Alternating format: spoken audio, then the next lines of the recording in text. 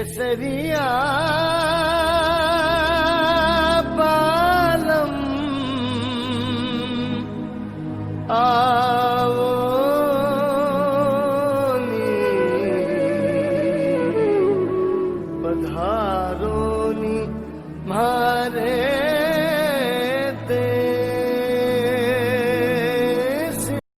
शीशा खान की रहस्यमयी गुफा। जी हाँ दोस्तों, आज हम शीशा खान की रहस्यमयी गुफा में चलेंगे। अजमेर में डिक्की बाजार के चौक से ठटेरा चौक के बीच में रैगर मोहल्ले के गेट से प्रवेश कर सीधे जाने पर शीशा खान की गुफा स्थित है, जो अपने भीतर रहस्यमयी कई किस्सों को समेटे हुए मशहूर है। चलिए चलते हैं शीशा खान की रहस्यमयी गुफा में। बताया जाता है कि इस गुफा के अंदर लौटने के बाद कोई दोबारा वापस नहीं आता। यहाँ तक कि मोमबत्ती, मशाल और टॉर्च की रोशनी भी बुझ जाती है।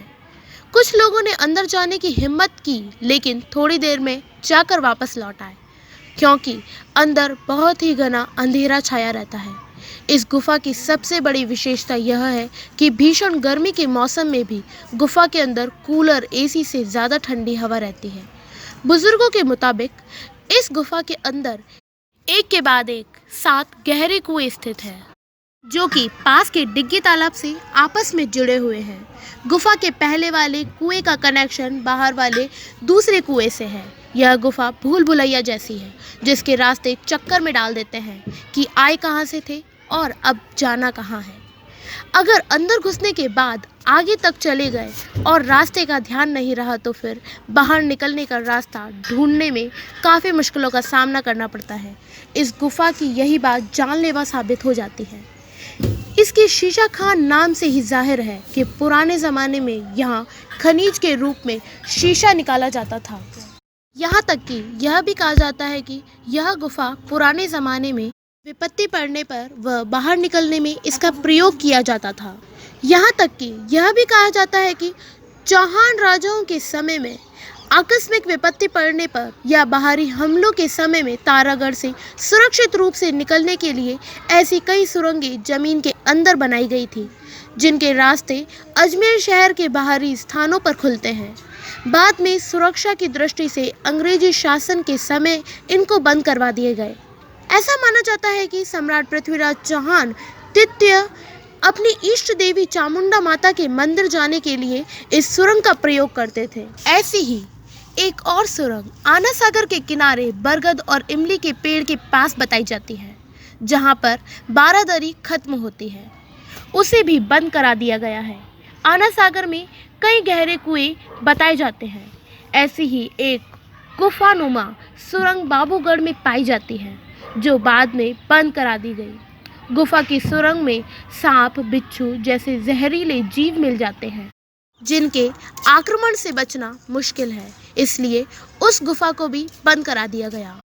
वहीं नया बाजार में गोल प्याऊ के पास, जहां एक सरकारी स्कूल स्थित है, वहीं उसी के पास एक भवन स्थित है, जिसे भूत प्रेत ग्रस्त भवन बताया जाता है और वह खाली रहता है।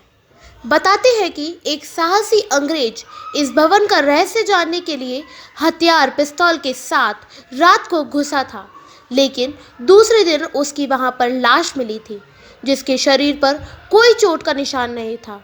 उसके बाद किसी ने भी यहां रात गुजारने की हिम्मत नहीं की।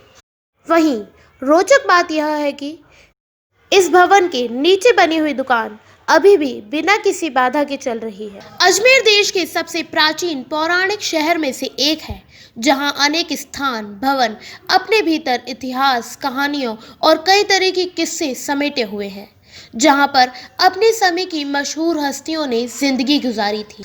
अजमेर में राष्ट्रीय और अंतर्राष्ट्रीय स्तर पर प्रसिद्ध हुए लोगों की उपलब्धियों की कहानी बिखरी पड़ी है, जिनके कार्य, परिश्रम और प्रतिभा से भारत लाभान्वित हुआ है।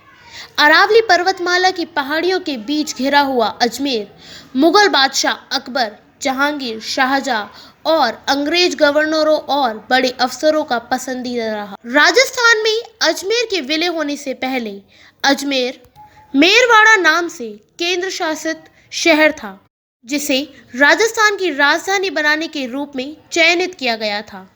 लेकिन यहाँ का राजनीतिक नेतृत्व कमजोर होने के कारण आज़ादी के बाद अजमेर अपना महत्व गंवा बैठा।